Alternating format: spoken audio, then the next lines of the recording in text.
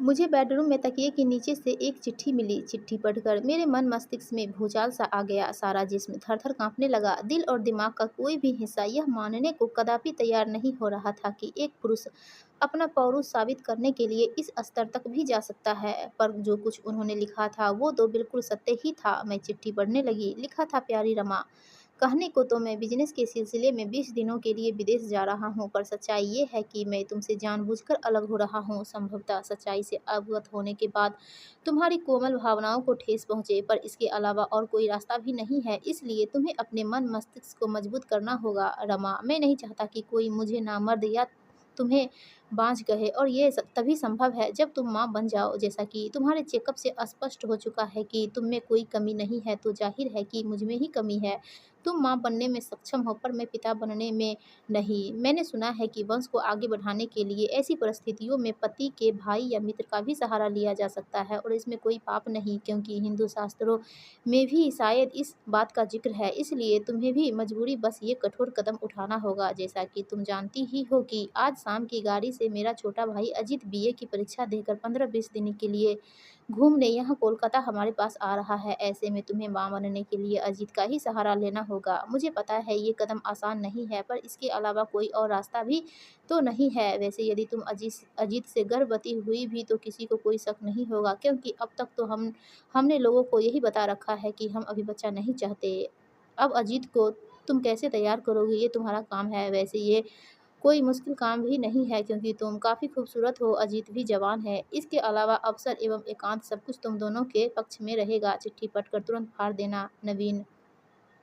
मैंने क्रोध से चिट्ठी को टुकड़ों में बदलकर फ्लश के हवाले कर दिया। फिर किसी कटे हुए वृक्ष की भांति दीवान पर गिरकर बिखर गई। मन मस्तिष्क में विचारों की तीव्र आंधियां चलने लगी। आखिर उन्होंने ये सोच कैसे लिया कि मैं इस कठोर कदम के लिए तैयार हो जाऊँगी? यही कहीं ये कोई चाल तो नहीं चल रहे हैं? हो सकता है ये इस तरह मुझे चरित्रहीन साबित करके मुझसे अलग होना चाहते हों, पर ये ऐसा क्यों करेंगे जबकि कमी संभवतः इन्हीं में है, और फिर ये मुझ पर पूरी तरह जान भी छिड़कते हैं। पर क्या इस कठोर कदम से मैं स्वयं अपनी ही दृष्टि में नहीं गिर जाऊँगी? क्या ये सारी बातें भविष्य में हमारे दाम्पत्य पर प्रतिकूल असर नहीं डालेगी? पर यदि मुझे एक बाँझ के रूप में नहीं जीना, तो इसके अलावा और कोई रास्ता भी तो नहीं। पर क्या अजीत इस कदम के लिए तैयार हो जाएगा?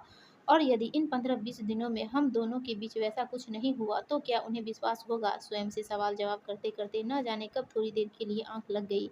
जब आँख खुली तब मन मस्तिष्क ने अतीत के पन्नों को पलटना शुरू कर दिया। 4 साल पहले मेरी शादी गुवाहाटी में नवीन से हुई थी। नवीन का कोलकाता में कपड़ों का कारोबार था। शादी के बाद मैं कुछ महीनों तक गुवाहाटी अपनी ससुराल में रही। फिर नवीन मुझे कोलकाता ले आए। इन्होंने पहले से ही वहाँ एक सुंदर फ्लैट ले रखा था। हमारी ज़िंदगी बड़े मज़े से कटने लगी। हम दोनों कम से कम 2 साल तक कोई बच्चा नहीं चाहते थे।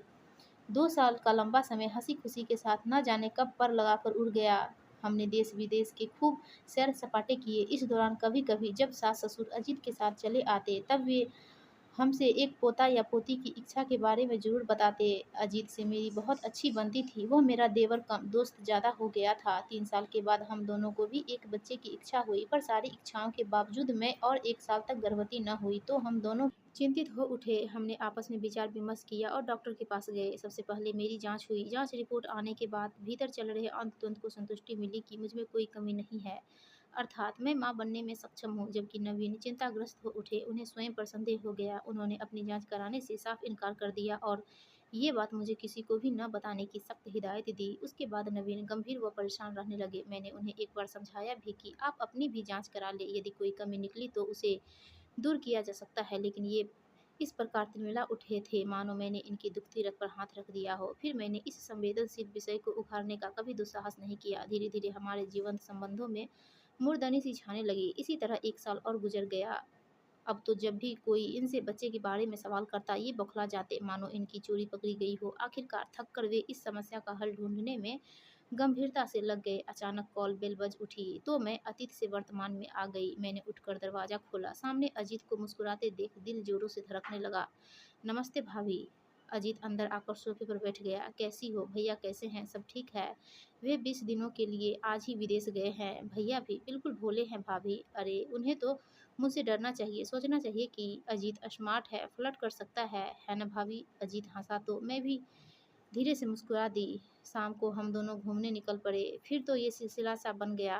देर रात तक हम कोलकाता घूमते, होटलों में डिनर लेते, फिर अपने-अपने कमरे में आकर सो जाते। कभी-कभी पल दो पल के लिए ही मेरा झुकाव अजीत की ओर होता, पर अगले पल ही मेरी अंतरात्मा मुझे झकझोर कर वापस खींच लाती। अजीत मेरे चंचल स्वभाव से भली-भाँति वाकिफ़ था, पर इस बार उसे मेरी खामोशी विचलित किए दे रही थी। कई बार वह इसका कारण चाहकर भी ना जान सका, पर जब मेरी खामोशी उसके लिए असहनीय हो गई, तब उसने मुझे नवीन की कसम दे दी। मुझे उसे सच्चाई बतानी पड़ी। सब कुछ जानने के बाद उसके मस्तिष्क पर सन्नाटा छा गया। मैं मुँह फेर कर सिसकने लगी। अचानक अजीत के इस सवाल ने मुझे चौंका दिया। इस बारे में तुमने क्या फैसला किया है? मैं फैसला क्या करूँगी? मैं तो इस वक़्त उस दोराहे पर खड़ी हूँ, जहाँ से एक रास्ता गहरी खाई की ओर और दूसरा रास्ता अंधे कुएँ की ओर जाता है। मैं जाऊँ तो कहाँ जाऊँ? एक तीसरा रास्ता है भाभी। आप दोनों चाहे तो अनाथालय से एक बच्चा गोद ले सकते हैं, पर वो ऐसा नहीं चाहते। चाहती तो मैं भी नहीं भाभी। तुम भैया को समझाओ कि वह जो चाहते हैं वह बिल्कुल अनुचित है। इस कदम से तुम खुद अपनी ही नज़रों में गिर जाओगी और उन्हें भी आजीवन ये एहसास कर सोचता रहेगा कि वे बच्चे के असली पिता नहीं हैं और माँ बनने के लिए तुमने किसी गैर पुरुष का सहारा लिया है। भविष्य में ये बातें आप दोनों के दाम्पत्य को तबाह भी कर सकती है। इसलिए मेरी मानो और आप दोनों किसी अनाथालय से एक बच्चा गोद ले लो। वैसे मुझे इस बात का बहुत दुख है कि भैया ने मेरे और तुम्हारे बारे में इतने घृणित बात कैसे सोच ली। काश उन्हें यह एहसास होता कि मैं तुम्हें सिर्फ भाभी नहीं, माँ समान भी समझता हूँ। अजीत के शब्द ने मुझे ग्लानिवश पुनः रोने पर बाध्य कर दिया। धीरे-धीरे दिन गुजर गए। नवीन विदेश से लौट आए। उनके आने के एक दिन बाद अजीत गुवाहाटी लौट गया। अजीत के जाने के बाद हम सामान्य रूप से रहने लगे। उनके व्यवहार से ऐसा लग रहा था मानो कुछ हुआ ही न हो। मैंने अवसर देखकर उस चिट्ठी के बारे में ज़िक्र करना चाहा कि वे जैसा लिख कर गए थे वैसा कुछ नहीं हुआ, पर ये कुछ भी सुनने को तैयार नहीं थे। शायद इन्हें ग्लानि हो रही थी। अचानक अगले महीने मुझे एक दिन 2-3 उल्टियाँ हुई और कई बार जोरों के चक्कर आया। इन्होंने फ़ौरन डॉक्टर बुलवा लिया। मुझे देखने के बाद डॉक्टर ने जो कुछ कहा उससे ऐसा लगा जैसे मेरे ऊपर कोई खुशियों भरा बम फट पड़ा हो। मैं गर्भवती थी। ऐसा समय पर गर्भवती होने का इत्तेफ़ाक मेरी समझ में नहीं आ रहा था। ये भी ऊपर से तो खुश दिख रहे थे, पर अंदर से संशय से घिरे हुए थे। मैंने उनके संशय को शीघ्र ही दूर कर देना ठीक समझा और एकांत मिलते ही इनका हाथ अपने हाथ में लेकर कहा, अगर आप ये समझ रहे हैं कि मेरे गर्भ में जो अंश है उसकी वजह कोई और है तो ये आपकी भूल है। इस अस्तित्व के जन्मदाता आप ही हैं। अजीत, वो मेरे दरमियान वैसा कुछ नहीं हुआ। और फिर आपने ये सोच भी कैसे लिया कि मैं मातृत्व सुख के लिए अपनी पवित्रता और पतिव्रता को दांव पर लगा सकती हूँ? भला तुम्हें सफाई देने की क्या ज़रूरत है? इसके लिए तो तुम्हें मैंने स्वयं ही प्रेरित किया था। पर सच्चाई तो यही है कि मेरे गर्भ में पल रहा अस्तित्व आपका ही है और उसे अभी ही अस्तित्व में आना था, है ना? ये व्यंग से मुस्कुरा दिए। अच्छा इत्तेफ़ाक है। हाँ, इस इत्तेफ़ाक पर मुझे भी घोर आश्चर्य है, पर ये इत्तेफ़ाक ही है और कुछ नहीं। बकवास कर रही हो तुम। अचानक इनका स्वर तेज़ हो गया। इस तरह तुम शायद ये साबित करना चाहती हो कि तुमने गर्भवती होने के लिए कोई अनुचित कार्य नहीं किया। साथ ही मेरी कमी को जानते हुए भी उस पर ज़बरदस्ती पर्दा डालने का एहसान मुझ पर करना चाहती हो। मुझे दुःख है कि आपके मन मस्तिष्क में हीन भावना घर कर गई है और ये सब उसी की उपज है। आपके मन में यह हीन भावना घर कर गई है कि आप अधूरे पुरुष हैं। इसमें गलत ही क्या है? अगर सक्षम होता तो क्या 2 साल कम होते हैं जिसके दौरान हमने लाख चाहा पर तुम गर्भवती नहीं हुई? आप ये क्यों भूलते हैं कि आपने अभी तक अपना चेकअप नहीं करवाया? हो सकता है हम दोनों की कुछ कमियां रही हो जो इस 2 वर्षों में स्वतः ही पूरी हो गई हो, पर ये इत्तेफ़ाक कभी भी मेरे गले नहीं उतर सकता। देखो रमा, मैं तुम्हें दोषी नहीं ठहरा रहा। मैं तुम्हारे बच्चे को अपना ही नाम दूँगा। बस तुम ये मान लो कि इसका बाप मैं नहीं अजीत है। अगर तुम इसे स्वीकार कर लोगी तो मैं कभी इस बात का ज़िक्र नहीं करूँगा, पर जो असत्य है उसे कैसे स्वीकार कर लूँ? तुम ज़बरदस्ती मुझे दोषी ठहरा रहे हो। नवीनहीन भावना से तुम्हारा विवेक खो गया है। मैं सतयुग की सीता तो नहीं जो अग्नि परीक्षा दे सकूंगी, पर सच्चाई क्या है ये तुम अपने भाई से भी पूछ सकते हो। इसकी ज़रूरत भी क्या है जब सच्चाई सामने है? उसके इतने दिन यहाँ रहने के बाद ही तुम गर्भवती हुई। क्या इससे भी बड़ा कोई सबूत है? वक्त गुजरने लगा। हमारे बीच ये विवाद तूल पकड़ता गया, जो दीमक की भांति हमारे दाम्पत्य को चाटने लगा। ये अब जब भी दफ्तर से आते अलग कमरे में जाकर सो जाते और मैं रात भर तन्हाई में करवटें बदलती रहती। सुबह ये देर से उठते और जल्दी ही ऑफिस के लिए रवाना हो जाते। डॉक्टर ने मुझे तनावग्रस्त रहने की बजाय खुश रहने की हिदायत दी थी ताकि बच्चे पर इसका प्रतिकूल प्रभाव न पड़े। पर मैं 2 पर मैं तो दिन पर दिन अधिक तनावग्रस्त होती जा रही थी। मेरी समझ में नहीं आ रहा था कि आखिर इस समस्या का क्या समाधान हो सकता है। कैसे इनके दिलो-दिमाग से हीन भावना और शक का ज़हर निकाला जा सकता है। धीरे-धीरे जब इनकी बेरुखी की पीड़ा असहनीय हो गई, तब एक दिन इन्हें ऑफ़िस जाते वक़्त मैंने रोक लिया। आखिर इस तरह कैसे और कब तक चलेगा? क्यों बेवजह मुझे और स्वयं को सज़ा दे रहे हो? क्या हो गया है आपको? क्यों अपने ही हाथों अपना बसा-बसाया आशियाना उजाड़ना चाहते हो? ये कैसी हीन भावना है जो आपको अपनी ही वास्तविकता से दूर किए जा रही है? काफ़ी देर तक मैं सिसकती रही और ये सुनने में निहारते रहे। फिर न जाने किस भावना से वशीभूत होकर इन्होंने मुझसे कहा, सुनो, तुम गुवाहाटी चली जाओ। तुम्हें वैसे भी अब देखभाल की ज़रूरत है। वहाँ सभी लोग हैं। माँ सुनेगी तो तुम्हें यहाँ रहने भी नहीं देगी और आप यहाँ अकेले रहेंगे। मैं रह लूँगा। कहते हुए वो पुनः उनका स्वर भराया था। मैं ना चाहते हुए भी गुवाहाटी आ गई। सास-ससुर, देवर, ननद सभी ने पलकों पर बिठाया था। मैं जैसे सभी की आशाओं का दीप बन बैठी। अजीत ने मुझसे एक साथ कई सवाल कर डाले, जिसके जवाब में मुझे सब कुछ बताना पड़ा था। सुनकर उसके कोमल हृदय को गहरी ठेस लगी थी। एक समय तो उसने मुझसे यहाँ तक कह दिया कि मैं भैया को सच्चाई बताकर रहूँगा, पर मैंने उसे मना कर दिया। फिर वो दिन भी आ गया जब मुझे मातृत्व सुख मिला। मेरा हृदय तृप्त हो गया, पर इनकी अनुपस्थिति हृदय के एक कोने में टीस बनकर चुभ रही थी। बच्चा बिल्कुल इन पर गया था। सास का कहना था कि जब ये पैदा हुए थे तब बिल्कुल ऐसे ही थे। मैं भी इस बात से काफ़ी खुश थी, मानो यह मेरी पवित्रता का सबसे जीवंत परिचायक।